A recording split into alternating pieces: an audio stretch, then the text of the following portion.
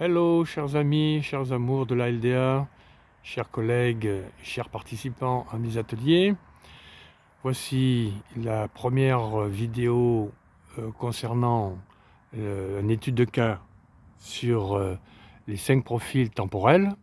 On va parler pour cette première vidéo sur la gestion du temps, on va parler de l'hyperlié empathique avec une blessure d'abandon.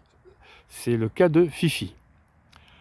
Alors Fifi, c'est quelqu'un qui est très communicatif, qui est très empathique. Ça veut dire qu'il est PD+, en analyse transactionnelle, ça veut dire parent donnant positif, mais il peut tomber dans le parent donnant négatif de temps en temps.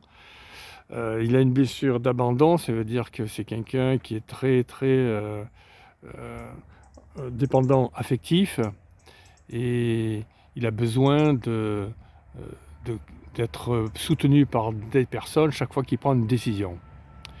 Alors quels sont ses points forts et ses points faibles, et puis on vous donnera un petit conseil à la fin.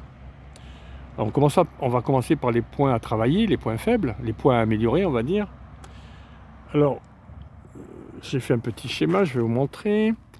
Donc au niveau des points à travailler, il est sauveur, donc il doit apprendre à être moins sauveur, être moins parent donnant, et à être plus près de lui, à se sauver lui-même plutôt qu'à sauver les autres. Il est dans le passe-temps très souvent, c'est-à-dire qu'il a tendance à parler beaucoup en dehors du travail, faire beaucoup de pauses au travail, faire des pauses très souvent. Il aime le loisir pour parler, pour être en relation avec les gens. Et il a une blessure d'abandon, ça veut dire qu'il a le masque de dépendant affectif, et ça le gêne beaucoup. Donc Fifi doit travailler cette partie-là au niveau du sauvetage, au niveau de la blessure d'abandon et du masque du dépendant affectif, et ça se traduit par le fait qu'au niveau organisationnel, il est perdu au niveau de la gestion du temps, il se perd dans les loisirs, il se perd dans les relations surtout avec les autres. Il parle beaucoup, c'est un bavard, et il doit travailler autrement la façon de gérer son temps. Alors ses points forts quand même, c'est que justement, comme il est sauveur, il est justement aussi nourricier. Il aide les gens, il aime aider les gens. Donc c'est quelqu'un de sociable, quelqu'un d'aidant, ça on ne peut pas lui reprocher, c'est quelque chose de positif. Il est polychrone aussi, polychrone et pas polychrome, c'est pas la couleur, mais c'est le temps, chronos, chrone. Donc polychrone, ça veut dire qu'il est capable de faire plusieurs tâches en même temps, mais en faisant plusieurs tâches en même temps, il les fait mal. Donc voilà, quelqu'un qui est polychrone a tendance à s'organiser de façon brouillonne. Il voit plein de choses en même temps, il est, un peu bordélique, entre guillemets, mais surtout, il est quand même un bon communicant, parce que les polychrones, ce sont des gens qui communiquent assez bien, qui sont des bons communicants, des bons relationnels, mais qui ont des problèmes de communication. Donc le conseil à donner à ces personnes-là, c'est d'éviter des projets ou des entreprises trop rationnelles. Par exemple, éviter qu'ils aillent travailler dans les banques ou dans les assurances qui sont vraiment plutôt rationnelles. Ça leur va pas, c'est pas leur truc. Comme ils sont polychrones, ils sont pas monochrones, donc ça ne va pas de travailler dans des endroits où il y a trop de rationalité, trop de côté logique, cartésien, etc.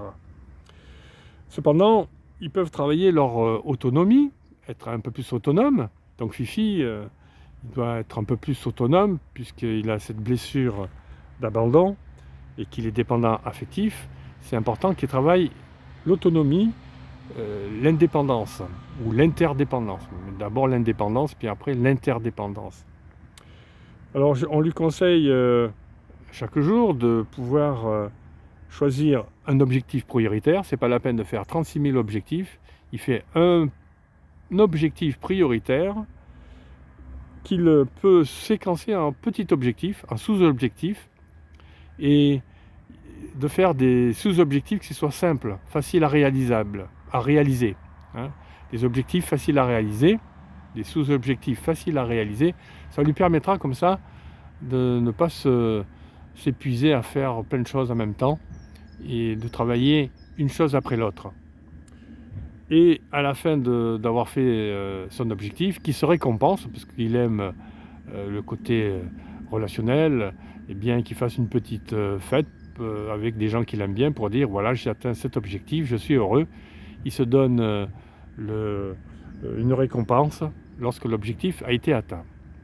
Voilà ce que je vais vous dire concernant l'hyperlié empathique avec une blessure d'abandon qui concerne Fifi.